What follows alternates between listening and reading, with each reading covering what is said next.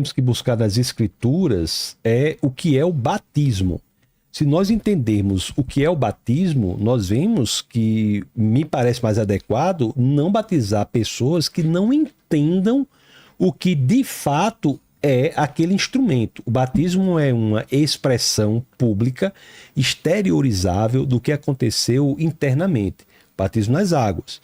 Então, você deve batizar crianças unicamente se a criança de fato souber o que está acontecendo. Na igreja onde eu sirvo como pastor, se uma criança de 10 anos tiver uma vontade muito grande de ser batizada, ela vai para uma sala lá de batismo, que não é um requisito bíblico, o teu curso de batismo. Ela vai porque nós queremos ter a certeza que ela sabe a grandiosidade daquela exteriorização pública, da renovação interior que ocorreu nela. Então, tem igrejas que entendem que eu imagino aí que seja de bebês, né? De bebês, a igreja católica faz. De bebês. Para nós não faz sentido, porque o batismo é essa exteriorização. O bebê não tem consciência do que está acontecendo, portanto, a exteriorização é sem sentido. Uhum. Bom, a questão é o seguinte: se o batismo comunica a graça, comunica unilateralmente. Então, tanto faz ser criança ou adulto. Se o batismo, aí vem a doutrina evangélica, não comunica a graça, então batizar uma criança ou um adulto, tanto faz também. Então não tem muito motivo para você sonegar o batismo às crianças. Não traria consequências negativas o batismo de uma criança. Mas o que a gente entende, e a sua colocação foi perfeita, o que a gente entende é que faz sentido batizar uma pessoa que tem um entendimento, compreenda o valor simbólico, exteriorizar para o mundo algo que aconteceu no coração. Só que, por exemplo, em Atos 2, eles batizam 3.000 pessoas. O que esse povo entendeu, hein? Entendeu nada. Você não tem como verificar, como checar nada. Então, é uma exigência que ela não parece cumprir os requisitos da Escritura. Eu acho que entendeu muita coisa, porque língua de fogo caíram. Eles viram a pregação ali, ouviu o vento. Então, eles entenderam coisas profundíssimas em Atos 2. Mas o que eu tô querendo dizer é o seguinte: eu tenho 3.000 pessoas diante de 120 inflamadas. Não há uma verificação da compreensão deles, nenhuma garantia de que todos eles compreenderam o que estava acontecendo. E todos foram batizados. E a verificação não é um requisito bíblico. É um cuidado a mais que nós temos na igreja onde eu sirvo para ficar claro, para ensinar para a pessoa que o batismo é uma exteriorização perceptível do que acontece no interior. O senhor tem razão quando o senhor diz assim que é um cuidado a mais, etc. Só que isso tudo não afeta a validade do ato sacramental. Apenas é um requisito catequético, que é importante que haja. Isso mesmo. É isso aí. Inclusive, a igreja não batiza crianças que não sejam de pais cristãos, de pais que vão educá-la, ou seja, para que garantam a catequese segundo a doutrina católica. Para isso, não sei se o senhor sabe, né? Tem a apresentação da criança. Na igreja, os casais têm filhos pequenos, nós apresentamos a criança diante do Senhor, um ato simbólico diante do Senhor, um ato simbólico e genuíno. E também para que a comunidade se comprometa a criar, ajudar o casal, a família, a criar aquela criança de acordo com a fé bíblica. Essa é uma prática do Velho Testamento. E tem católicos que têm feito isso, mas eu não gosto muito, não. Eu gosto logo de batizar. Vamos agora então para... Agora tem igreja evangélica que batiza também, né? Batiza. Tá, só deixar claro isso aí. Tem igreja evangélica que batiza, igual, não são muitas, mas que batiza igual... Presbiterianas, presbiterianas. Pergunta para o padre, então, do chat. Vamos lá. O Victor, ele perguntou o seguinte: no Círio de Nazaré, fiéis andam ajoelhados por quilômetros no asfalto quente, como promessa a Maria, que muitas vezes recebe mais destaque do que o próprio Deus. Isso ainda pode ser chamado de simples veneração? Para nós é uma simples veneração, porque ele não está se sacrificando nada para ela. É apenas um gesto de devoção que as pessoas cumprem. Pois é, eu acho que eu mantenho que há uma distância assim entre o que acontece na prática e no ensino. Mas isso é solucionado pelo fato do senhor ter dito que só há sacrifício mesmo na missa. O que não for missa, não importa o que seja, é veneração. Não é adoração. Não é isso? Não é interessante? Agora, Só essas que tem uma outra coisas... coisa, a confissão também. No sentido assim, se eu confesso aquilo como meu Deus, aí sim, aí entra a idolatria. Padre, agora eu vou... Não é uma provocação de forma Certo. nenhuma, mas é um tema sensível. Eu lhes peço licença para trazê-lo à tona aqui à mesa. Vai. Algumas religiões de índole pagã mesmo, né? Você tem comportamentos assim que se dizem adoração e na prática, no exercício prático, é semelhante a essas descritas pelo espectador, né? Mais ou menos. Por exemplo, candomblé. Candomblé tem os seus orixás, que são divindades. Como é que eles são cultuados? Sacrifício. A Umbanda tem a doutrina do Deus e dos semideuses, né? Que seriam os orixás, espíritos divinos mais ancestrais. Também é sacrifício. Eles são adorados pelo sacrifício. A única religião que separou o sacrifício da adoração foi o protestantismo depois de Lutero. Antes disso, a adoração está ligada a sacrifício. Isso na Bíblia, isso no Novo Testamento e em todas as culturas humanas em geral, porque foi a ideia mesma de sacrifício, ela está implícita na ideia de aliança e ela foi instituída por Deus, né? Eu também acho que é um espantalho. Nós não separamos. As escrituras dizem, né? Sacrifício de louvor, sacrifício de nós mesmos. Então, a adoração está para a igreja bíblica correlacionada com o sacrifício. As escrituras dizem isso. Agora, o sacrifício da própria vida, negar-se a si próprio para que Cristo viva. Então, mas vocês não têm isso um ato litúrgico sacrificial. Mas tem um ato de vivência real, cotidiana. Tudo bem. Então, isso, a informação que talvez o senhor queira ter dito outra coisa, que a igreja evangélica separou a adoração do sacrifício, isso não corresponde à verdade. Vocês Isso, não imolam vítima nenhuma. a nossa própria vida.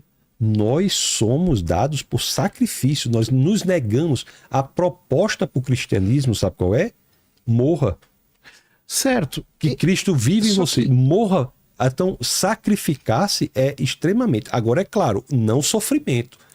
Não é o sofrimento. É que veja bem, É Deus só fazer com aceita... que Cristo viva em É nós. que Deus só aceita um sacrifício no Novo Testamento, que é o sacrifício do Cristo. Isso já foi feito.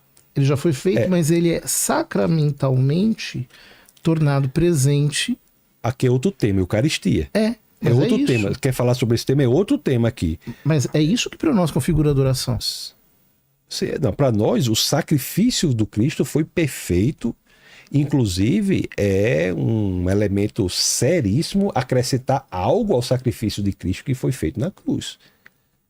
Acrescentar algo. Então, Até porque, padre, Jesus diz lá em Lucas 22, 16 e 18, Lucas 22, verso 16, e repete no verso 18, que só voltará a ceia, a participar da ceia, quando tiver estabelecido o reino dos céus, que é exatamente as bodas do Cordeiro que ele está não lá diz em... isso não, pastor. Ele diz assim, não voltarei a beber do fruto Não, da videira. Eu sei como é que diz. Mas em Lucas 16, 22, 16, se for interpretado como beber do fruto da videira, em Lucas 17 ele bebe. Quer abrir o texto? Porque... Lucas 17, por causa... Não, porque Lucas tem 2 cálices, Certo. certo? Então, se for interpretado da forma que o senhor está interpretando, ele terá mentido, porque Não, porque ele porque no volta... segundo cálice ele não bebe. Bebe. Ele diz, tomai e bebei. Não, ele bebe. Ele não diz, tomemos e bebemos. Mas na cruz ele bebe. Em João 19, 28 ele bebe. É verdade. Ele Então- bebe, só que o cálice da consumação, que seria Aí ele o quarto bebe. cálice da ceia, ele não bebe. É. E aquele vinagre, queridão, Isso. que é um É o vinho agre. É. Vinho azedo. no vinho azedo, aquele vinagre não é a gente não pode entender como... A gente tem que entender como cálice da consumação. Não, mas ele não voltou, cálice da mas bênção. ele volta a participar, né? O que eu digo é o seguinte, que ele só volta, e para mim o quarto cálice está nas bodas do Cordeiro. Não é. Mas eu tenho um entendimento claro disso aí. Está nas bodas do cordeiro. Mas enfim, é outra história, né? Vamos para a segunda pergunta do chat para o pastor. Certo? Tá certo, né? É isso, vamos lá. Ó, a Carla Fonseca mandou aqui o seguinte. Pastor Tassos, muitos evangélicos criticam o uso de imagens, mas usam cruzes, camisetas e símbolos. Isso também não seria uma forma de representação visual com carga religiosa?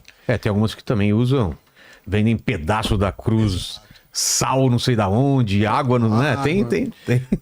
Nós temos... É um tipo de sacramento pentecostal.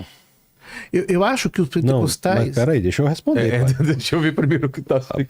Deixa eu responder. Bora. Que mais? Ei, Helene, você que conhece bastante, que mais o pessoal? Tem óleo ungido, tem pedaço da mezuzá, enfim, tem um monte de... Óleo ungido, que aliás é como você fala, água molhada, né? Tem gente que vende até toalha Água com suor do Exato, pastor. tem o lencinho, né? Lencinho, Óleo exato. ungido é como água molhada, é uma redundância. Ó, vem cá, isso daí é um desvio total das escrituras. Pô, com certeza. Então a gente não está falando disso, são chamados espantalhos. Espantalhos. Agora, em relação às imagens, à arte de modo geral, a igreja cristã não é contra a arte, pelo contrário, tem que incentivá-la mais. Você pega as igrejas cristãs nos Estados Unidos, as evangélicas nos Estados Unidos, a arquitetura é muito mais bonita do que a nossa, a arte é uma expressão genuína de Deus. Deus, quando cria o mar, ele olha para o mar e não diz isso é belo, ele diz isso é bom, porque o que é belo, bom e verdadeiro são indissociáveis da perspectiva de Deus. A perspectiva ética, estética e metafísica são indissociáveis da lógica de Deus. A questão das imagens está claro nos mandamentos que não é a questão da imagem em si. O próprio Deus orienta na construção da arca a fazer com artífices que são inspirados pelo Espírito de Deus. A questão está no próprio mandamento, que eu lhes peço licença para ler, que esclarecerá a razão que deve ser levada em consideração para que tenhamos cuidado com essa questão. Diz assim, Êxodo 20, verso 4. Não farás para ti imagem de escultura, nem semelhança alguma do que há em cima dos céus, nem embaixo da terra, nem nas águas debaixo da terra. E agora vem a explicação. Não as adorarás, nem lhes darás culto, porque eu sou o Senhor teu Deus, Deus zeloso, que visita a iniquidade dos pais, dos filhos, até, etc, etc. Então, a pergunta fala de crucifixos, fala de outras coisas tantas, mas ninguém fica ajoelhado nos crucifixos, ninguém fica prestando adoração a nenhuma imagem. Às vezes eu ouvi um católico, eu estou usando essa metodologia que eu nem gosto tanto, mas o senhor abriu espaço para isso. Às vezes eu ouvi um católico dizendo que você tinha uma imagem de uma santa ou de um santo, como se fosse assim uma imagem de um familiar, para relembrar. Né? Mas ninguém se dobra, se curva, presta culto à imagem de um familiar. Então, a grande questão é essa. Não é a produção artística que deve ser, inclusive, até incentivada. Inclusive, tem artistas muito bons. Eu até gosto muito de um artista de cujas obras eu gosto muito, que é o Ron DeCiani, que ele tem uma produção belíssima. É uma coisa belíssima que ele faz de passagem das escrituras. E fica ali na cidadezinha perto de Dallas, no Texas. Então o problema é a questão da adoração, da prestação de culto e de se curvar. Veja, é verdade. Quer dizer, se você confessa... Porque o que os povos antigos tinham? A gente tem que entender que nós estávamos numa sociedade politeísta e polilátrica. O que é polilátrica? Ou seja, de adoração de vários deuses. Mas não é a mesma coisa que politeísmo? Não, porque você pode ter o politeísmo e a monolatria. Tipo assim, há vários deuses, mas eu só adoro aquele deus ali. É mais ou menos como no candomblé, por exemplo, tem fulano que é o fulano daquele orixá, ele só pode adorar aquele ali. Né? Então, monolatria. Veja, então faz todo sentido. Mas como é que se adoravam aquelas imagens? Sacrificando na frente delas. A grande reprovação, por exemplo, do rei Manassés, qual foi? É que ele sacrificou até o filho dele diante da imagem de Baal. acho que não era nem Baal, era um outro até, lá no vale de Ben Hinnom. Então, a confecção de imagens, embora o texto de Êxodo 20 ele pareça interditar isso, 5 capítulos depois ele já é relativizado, porque Deus manda fazer o Êxodo 25, ele diz: farás 2 querubins de ouro, em obra lavrada os farás nas 2 extremidades do propiciatório. Quer dizer, o lugar mais santo para o judeu, que era o Santo dos Santos, o objeto mais santo para os judeus, que era a Arca da Aliança, tinha 2 imagens em cima. Então... Mas ninguém as adorava, né? Nem lhes prestava culto, né? Mas veja que coisa interessante. Eles ajoelhavam diante da arca, inclusive a arca era um elemento muito divino. Deus estava lá, né? Então, mas veja, se ela vai para a mão dos inimigos, acontece um monte de coisa. Se ela fica com eles, acontece um monte de bens. Davi, quando vai tirar da casa de Obed, vai levar a arca para Jerusalém, alguém toca que não é sacerdote, morre. Enfim, coisas desse tipo. Eles adoravam a Deus e a arca não era um obstáculo para a adoração. Não, pelo contrário. Exato. Não, inclusive visualmente é belíssimo. Os 2 querubins representam o julgamento de Deus. E embaixo você tinha o propiciatório, que era o assento da misericórdia. Demonstrando o quê? Para se chegar à misericórdia, você tinha que passar pelo julgamento de Deus.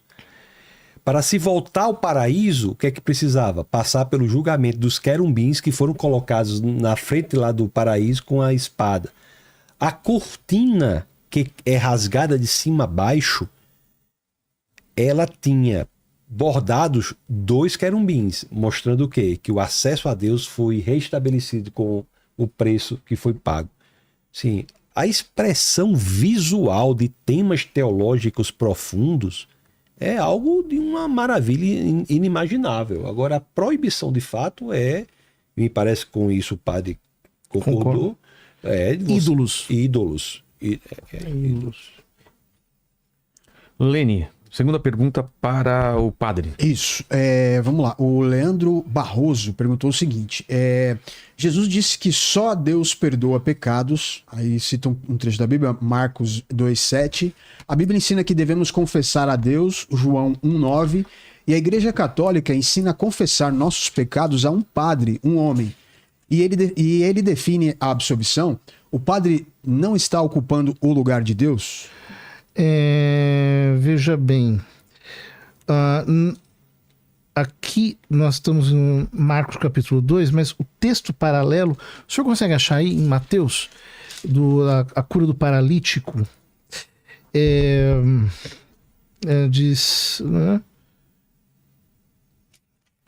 Aqui seria interessante achar, porque ali o que se diz é que o povo ficou admirado, né, por Deus ter concedido tal poder aos homens. O que é importante entender, né? O sacerdócio na igreja, o sacerdócio no Velho Testamento, no Novo Testamento e na igreja, portanto... O senhor quer qual evangelho? Tenta ver em Mateus, porque eu acho que é no finalzinho diz... Mateus, veja se é Mateus 9. Mateus 9. 1 ao 8. Mateus 9... O que é Marcos é no... Aqui, ó. É Mateus 9? 9 e 8. Vendo isso, a multidão ficou cheia de temor e glorificou a Deus porque deu tal autoridade aos homens. Mas a palavra aqui eu não sei se é exousia ou é dunamis. Em todo caso, Mateus 9 e 8. Deixa eu abrir aqui no original. A palavra para... Autoridade, poder. Vendo multidão do temor, autoridade. Exousia. Então, autoridade que vem de dentro, ou seja, ela vem da essência. Deus deu essa autoridade aos homens. Isso está expresso no Evangelho de São João, quando Jesus diz, no dia da ressurreição, a primeira coisa que ele faz ao encontrar os apóstolos é dizer, está lá o versículo 23, a quem perdoares os pecados, eles lhes serão perdoados, a quem os retiveres, eles lhes serão retidos. Então a igreja essa... Me desculpe, mas nós entendemos isso aí como se lhe será perdoado, mas não pelos homens. Mas é claro que não. Isso, é perdoado por Deus, né? Por isso que é sacramento. Pronto. Por isso que é sacramento, porque é Deus que perdoa, ou seja, é obra dele, ele destrói o pecado, ele perdoa. Mas o sacerdote, exatamente porque ele é aquele que sacrifica a vítima, é ele que aplica o perdão, administra a misericórdia, é o ministro da misericórdia sobre o homem.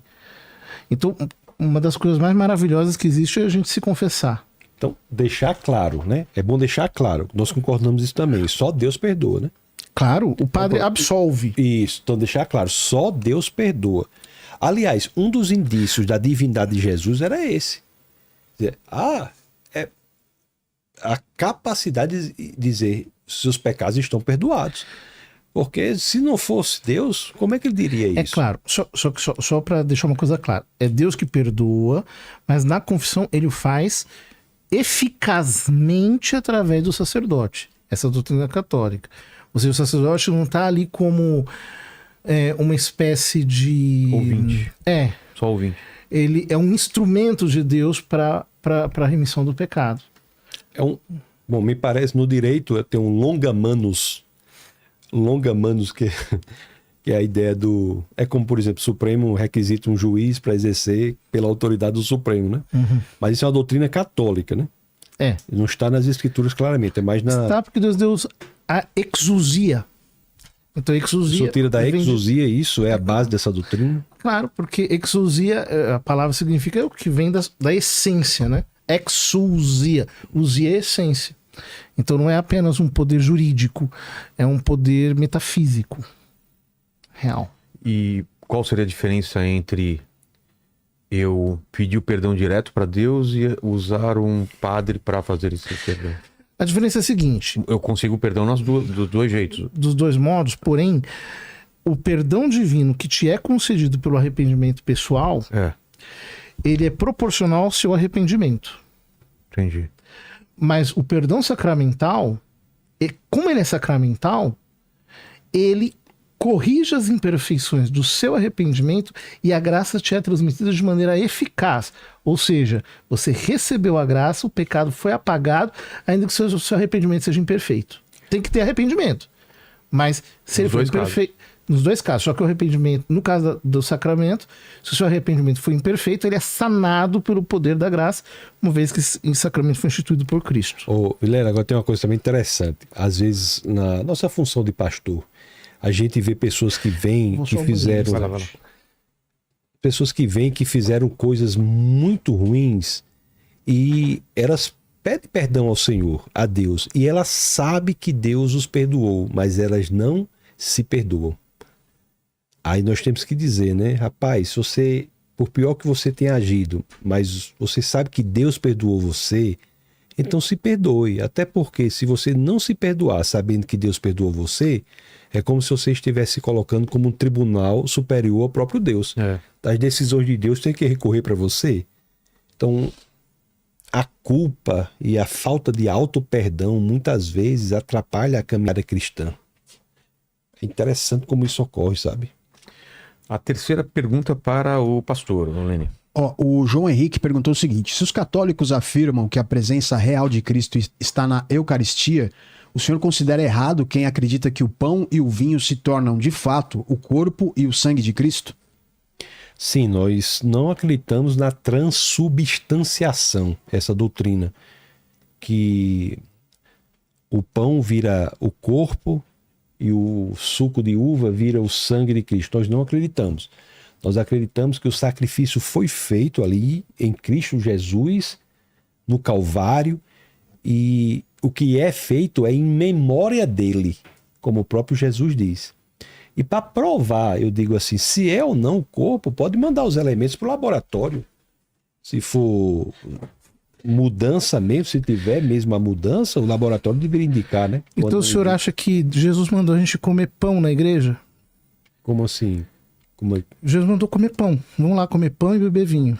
Não, o que ele disse está aqui no texto, né? Em memória daquele fato. Mas ele disse, isto é o meu corpo. No grego, é claro. Eu sei, mas tem lá em memórias. Não é exatamente. É como ele diz assim, por exemplo. O que é memória para o judeu? Eu sou o caminho. Evocação de um fato. João 14,6. Eu sou o caminho, a verdade e a vida. Ele está dizendo, eu sou o caminho. Ele não está dizendo que ele é um paralelepípedo, né? Nem existia, né? Assim, quando ele está dizendo Só que ele não pega nenhum paralelepípedo e diz isso aqui é o meu corpo. Sim, mas ele está dizendo para fazer memória. Se é o corpo, isso é fácil resolver. Se é o corpo, basta mandar para o laboratório e ver o que tem. Não ali. é verdade, pastor. Veja bem. Verdade, sim. Se há transubstanciação, pode fazer isso. Agora, o que se pode dizer não é que verdade. há uma memória, Substância... uma presença mística. Padre, não é uma metáfora, então. Não é uma metáfora. E a transubstanciação é uma doutrina muito séria. Porque, primeiro, que não é uma doutrina física, é uma doutrina metafísica. E, pois é muita coisa, padre, que a gente fala. O que significa assim, o seguinte: quando Aristóteles. Se fosse física, daria para levar para um laboratório, é isso? Claro. Se é metafísica, o que acontece? Muda o ser. Ou seja, quando a palavra transubstanciação é diferente de transformação. Substância é o que substá, o que está por debaixo. Acidente é o que accadere, é o que cai por cima da substância. É isso que me faz dizer que na consagração o sacerdote, ao pronunciar as palavras de Cristo e tendo ele o poder, a autoridade, a exousia, o que acontece é que a substância muda, os acidentes continuam. Então, o gosto do pão, o cheiro do pão, a medida do pão, a mesma coisa com vinho, etc. Mas aquilo já não é mais pão. O pão se transubstanciou na carne de Cristo e o vinho no sangue. Esta é a única solução que nós temos para dizer que Jesus não mandou a gente para a igreja comer pão. Mas por que tem essa a igreja não é uma necessidade padaria de ser o corpo e o sangue? E outra pergunta. Porque é sacrifício. E outra corpo pergunta, e sangue separado. Na Santa Ceia, lá no momento, qual foi o significado dele falar isso? Era realmente que era o corpo dele? Ou... É claro, ele está dizendo, este é o meu corpo que será dado por vós no dia seguinte. Eu estou me colocando como um cordeiro, um sacrifício. É. Mas os judeus comiam a carne depois e bebiam o sangue? É isso que eu não comiam entendo. Comiam a carne, o sangue era aspergido. Para nós aqui há uma grande divergência, né? Nós não cremos na transubstanciação. Mas é o que eu estou dizendo. Pelo simples fato de que aquilo continua sendo pão e continua sendo suco de uva, ou vinho. Seria apenas uma lembrança? Em memória dele, é uma maneira dele falar. E apenas em memória dele. Agora, se transforma, mas a gente não pode ver que transformou. Não é transforma. Não, se transforma a substância. Então, transforma se transubstancia, mas não há como ver que se transubstanciou, aí fica difícil a pessoa dizer qualquer coisa, né? Porque você vai lá e vê que é pão, e vai lá e vê que é suco de uva. Agora, mas é um ato de memória quando Jesus do que diz, Jesus fez na cruz. João capítulo 6. Outra coisa, o que Jesus fez lá está definitivo, está consumado. Nós não precisamos matar Cristo toda a missa. Nós não mata Cristo toda a missa. Então, o sacrifício que se faz presente, é o mesmo. Já está feito. Exato. Já está feito. O que a gente faz é uma memória do momento da cruz em que a linha da justiça cruzou a linha do amor. Foi ali na cruz que o corpo de Cristo e o sangue de Cristo foram dados por nós. 1 Coríntios capítulo 11. Ali, cada vez que comerdes o pão e beberdes o cálice, depois eu passo para o senhor, anunciareis a morte do Senhor até que ele venha. O senhor quer falar? Deixa eu só terminar. Preste bem atenção. Qual é a questão aqui agora? Não, o que eu estou dizendo assim é que é pão e vinho em memória de Cristo, do que fez, remetendo ao sacrifício que foi feito na cruz, em que nossos pecados foram, o preço pelos nossos pecados foram pagos. O nosso perdão, ele não é de graça. Ele é a boa notícia não é que ele é de graça, é que o preço foi pago. É algo caríssimo, o preço foi pago, e fazemos isso em memória. Agora é uma questão assim de, né? Uma questão que não demanda tanta coisa, porque a gente vê que não mudou, né? Então, traduzindo isso de uma linguagem bem simples. Então a gente vai na igreja comer pão e lembrar que Cristo morreu pelos pecados. E tomar um suco de uva. E tomando suco de uva, que é pão, né? Para a Igreja Católica, não. Você não vai comer pão, você vai comer o corpo de Cristo. Mas é uma doutrina muito séria. É o ser do pão que se converte no ser do corpo de Cristo. Mantendo as aparências. Por isso que o milagre não é visível. Assim, e por isso que ele é um sacramento da quando fé. o senhor fala assim, porque ele recebe a fé. quando o senhor fala assim, parece que diminui a parte da memória. Entendeu? O senhor diz assim... Veja bem a maneira que o senhor fala. O senhor diz assim... Então a gente vai para a igreja como se fosse uma padaria. O senhor, né, não me parece que é condizente com o nível que o senhor tem. Então, Pastor, quem não crê na transubstanciação não vai para a igreja para comer pão como se fosse uma padaria. Vai comer pão. Vai para um ato de rememoração do que aconteceu, de trazer a memória. Então, às vezes a gente coloca, eu só lhe peço que isso está colocando de uma maneira que eu tenho certeza que o senhor não ia querer que fosse do contrário. Ninguém vai. Deixa eu dizer uma coisa. A gente vai para um ato muito importante da ceia, a ceia do Senhor, para trazer à memória o ponto central da história. Foi ali onde o amor encontrou a justiça. Nós vamos para rememorar e não para repetir o que não pode ser repetido, que já aconteceu. Veja bem. Ninguém precisa matar Cristo todo domingo. Entendeu? Porque aquilo já foi cumprido, aquilo já foi estabelecido. Ninguém vai para a padaria, não. A gente vai para a casa do Senhor. Então, tá deixa eu deixar bastante claro. Deixa eu explicar. Porque é para deixar claro que não é padaria, que ninguém vai lá para comer pão. Até se fosse para comer pão, seria uma péssima escolha, porque o pedacinho do pão é bem pequenininho. Então, não é verdade? Mas só para explicar o que eu estou querendo dizer aqui. O senhor disse que eu estou diminuindo a noção de memória. Não, estou dizendo que a sua relação, comparar com padaria, eu não espero que deve ter sido alguma... O que o senhor disse é o seguinte, quando eu falo da transubstanciação, o conceito, fazer isso em memória, eu estou diminuindo essa memória, tirando a ênfase da memória. Não, estou fazendo isso não. O senhor falou? Não penso assim não. Que quem crê na transubstanciação está diminuindo a ênfase da memória, estou dizendo isso não. Eu estou dizendo que nós que não cremos na transubstanciação, pelo simples fato de que o que sobrou lá do pão, você pode fazer o exame que é pão, o que é vinho continua vinho. O que eu estou dizendo que isso aí é feito em memória. A grandiosidade não está na mudança da substância. A grandiosidade está no ato de trazer a memória. Veja bem, pastor, exteriorizável, São Paulo de forma exteriorizável, algo que aconteceu na cruz. São Paulo diz na primeira carta aos Coríntios, capítulo 11, que quem come a carne do Senhor indignamente será réu do corpo e do sangue do Senhor, come e bebe a sua própria condenação. É isso mesmo. Veja, não tem sentido essa afirmação se eu estou comendo pão. Está comendo corpo não, padre. Está comendo pão, faça o exame na substância, padre. Então Deus está condenando os outros porque está comendo pão? Não, aquilo não é corpo não, padre. O senhor está dizendo assim, está então batendo o pé que está comendo corpo, está comendo carne. Faça o exame que não é carne não, é pão. Agora, então, é memória. Quem traz a gente chama isso de incredulidade. Assim, mais uma vez, né? Porque eu posso chamar também de heresia, de várias coisas. Mas o senhor veja, João capítulo 6... Espera um pouquinho. Quando Jesus em João capítulo 6 fala, meu corpo é verdadeira comida, meu sangue é verdadeira bebida, etc. E comeu, a palavra inclusive é forte, mastigar, né? No grego. Depois o que acontece? Há uma crise. O pessoal diz, os discípulos dizem, essa palavra é muito forte. Quem a pode suportar? E aí Jesus diz assim, o espírito é que dá a vida, a carne não serve de nada. Ou seja, ele não atenua o sentido das palavras dele, mas ao mesmo tempo ele mostra que é um sentido das palavras dele que não é um sentido metafórico. Quer dizer, o espírito da vida, eu tenho que ter um entendimento espiritual daquilo que ele está dizendo. Este é o mistério da Eucaristia. Ele é tão bondoso, ele é tão generoso, que ele se entregou a ponto de deixar sua carne em alimento, seu sangue em bebida.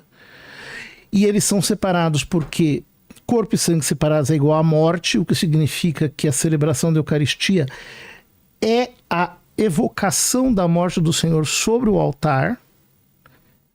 Na memória também. Da memória, só que o senhor, Da memória também. quando o senhor diz memória, que é a palavra bíblica que está ali, ela tem um significado teológico muito mais denso. Ela não é apenas memória no sentido de recordação. Ela é memória no sentido de representação. Ou seja, o conceito de memória para os judeus, que é o do Novo Testamento nesse caso, é o de tornar presente ali novamente o ato da salvação. Então, o sacrifício do Senhor. Não há um outro sacrifício. Eu não estou matando Cristo de novo aos domingos. O sacrifício do Cordeiro é eterno. Quando o autor da carta aos Hebreus diz que ele se ofereceu ao Pai pelo Espírito eterno, esse encontro da misericórdia e da justiça que o Senhor diz... Do amor e da justiça. Do amor misericórdia. E da justiça. Esse encontro se deu numa intersecção entre o tempo e a eternidade.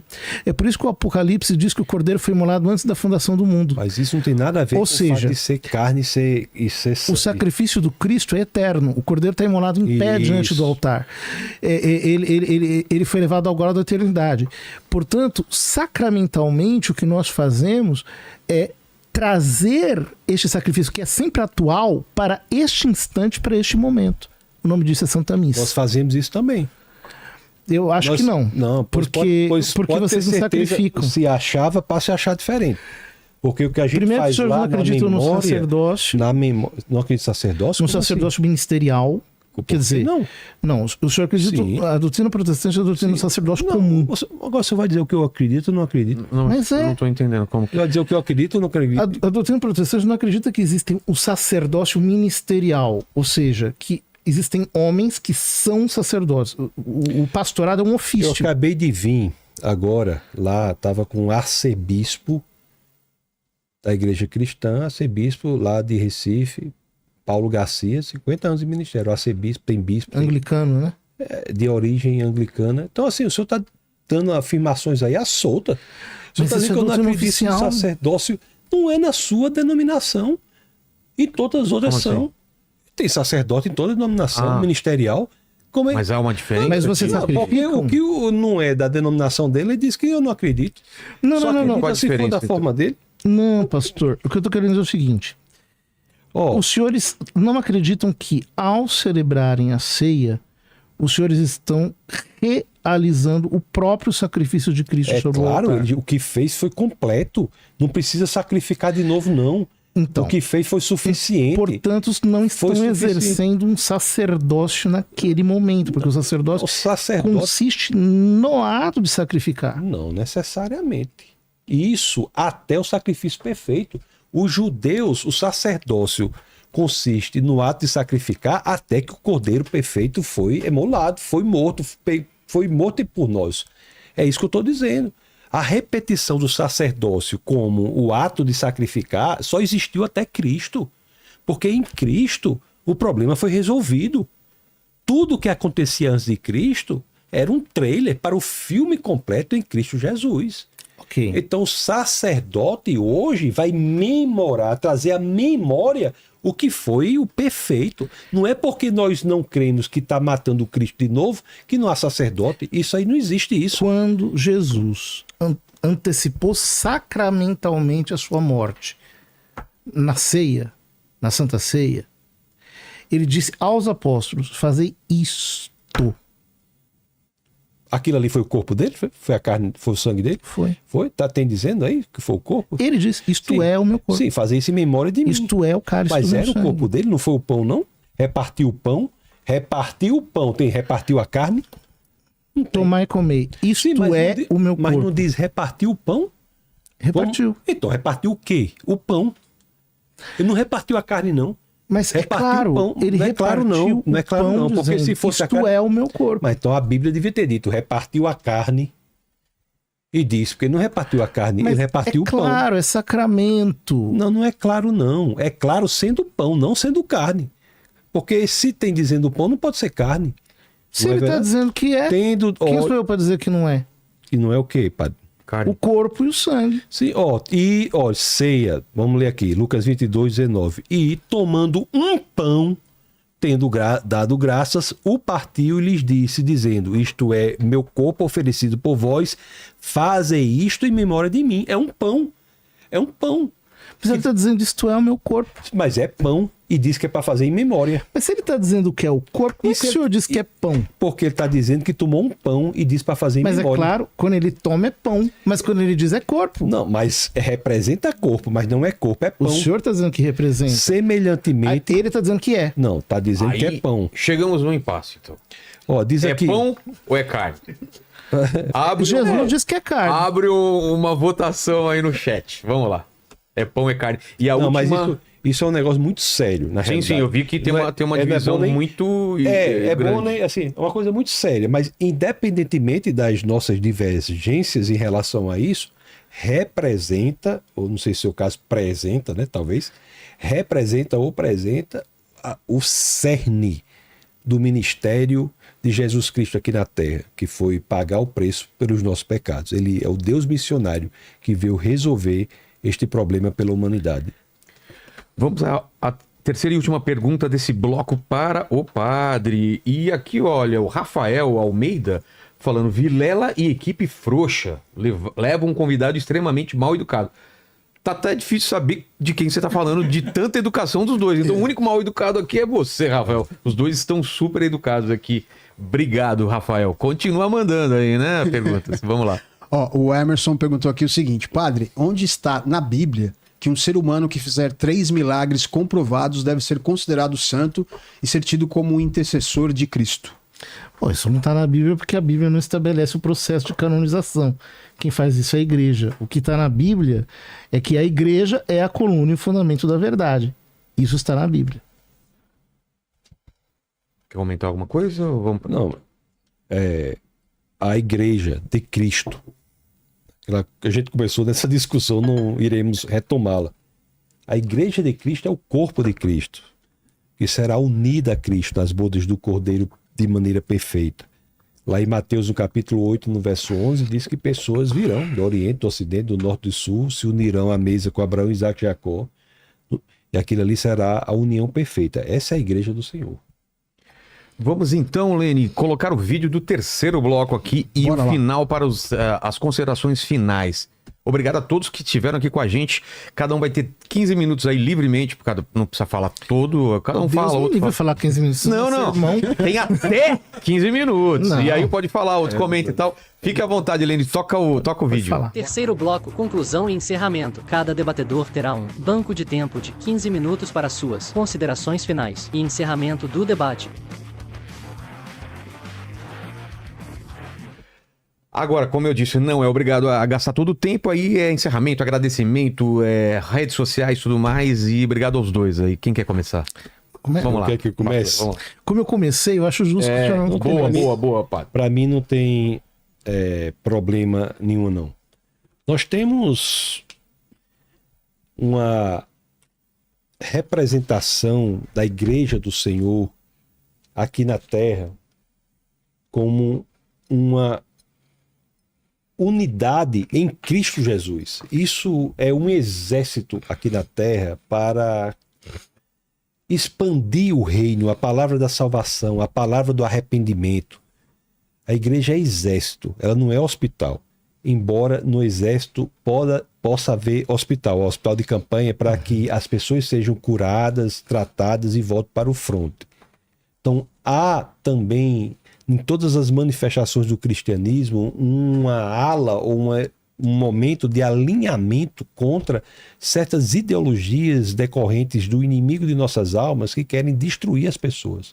Então existe um outro elemento aqui que talvez não seja suficiente para trazer alinhamento teológico, mas creio que deva ser levado em consideração nesse nosso bate-papo, é que todos os ramos pragmaticamente têm que se alinhar contra essas linhas de índole satânica, como são essas linhas coletivistas, esses elementos como o antipatriarcalismo, o antinatalismo, o LGBTismo e todas essas ideologias mais que estão atacando ferozmente a humanidade. Então, independentemente de certas divergências teológicas, algumas das quais inconciliáveis, temos de nos posicionar pragmaticamente também para resguardar e proteger a próxima geração. De cada 4 jovens cristãos, 3 abandonam o cristianismo quando entram na universidade ou mesmo nos últimos anos do ensino médio. E a razão para isso é que não conseguem dar respostas articuladas e inteligentes aos desafios céticos que enfrentam esses ambientes.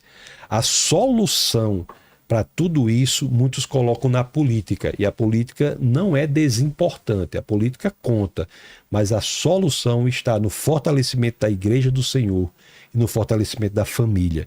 São 2 instituições pelas quais nós temos que lutar fortemente, porque são instituições de resistência, são instituições em que os laços de cumplicidade, os laços de comunhão, os laços de alinhamento de propósitos são fortalecidos para que nós tenhamos esperança, que levemos esperança ao mundo desesperado, que levemos luz para o mundo que está em trevas, que levemos um sentido para o mundo que está zigue-zagueando sem saber para onde ir. Então, a minha palavra é essa, de dizer que, independentemente, repito, das nossas divergências, é importante que nós nos alinhemos pragmaticamente contra essas forças decorrentes do inimigo de nossas almas, que tem destruído principalmente a juventude. Dito isso, agradeço, professor Vilela, pela oportunidade desse bate-papo. Agradeço ao padre, né, professor também, José Eduardo. Um prazer nós colocarmos aqui. Poucas vezes eu vi um debate de alto nível e eu até tive que parar algumas vezes e falar, peraí, eu tô confuso, porque é tanto termo. Eu achei profundo demais, agradecer demais, viu, aos dois. Não, foi uma alegria. Eu acho muito importante essa cultura do debate intelectual, respeitoso.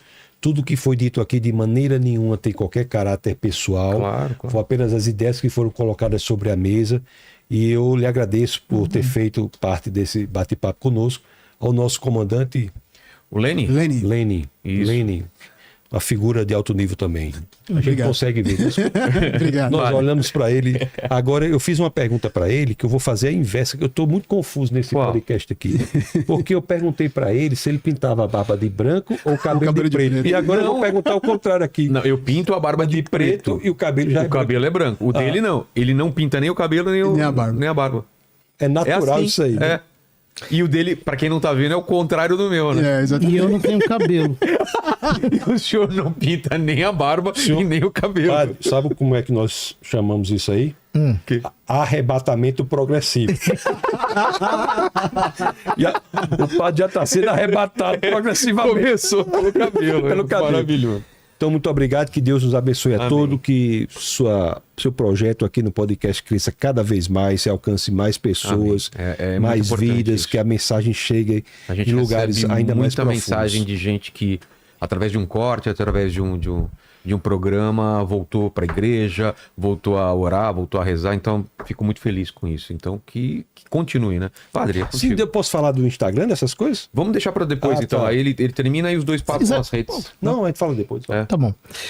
Eu quero agradecer, né, a oportunidade de estar aqui com vocês, com o Vilela, sempre amigo, com o pastor. Quero dizer assim, acho que 2 coisas para mim são muito importantes. Que a primeira é que esse tipo de conversa ajuda a elevar o nível do debate entre católicos e evangélicos. Porque a gente consegue enxergar o que através disso? Primeiro, a centralidade de Cristo. Segundo, a primazia da graça de Deus.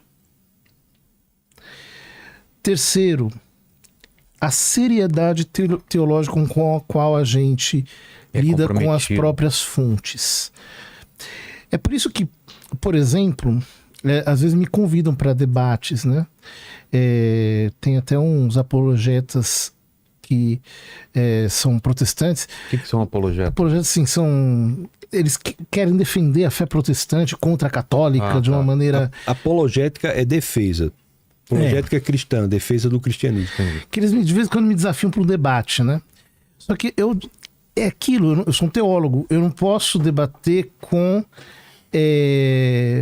skinheads, com bárbaros, com pessoas que só vêm para fazer baderna. Quer o sangue só, né?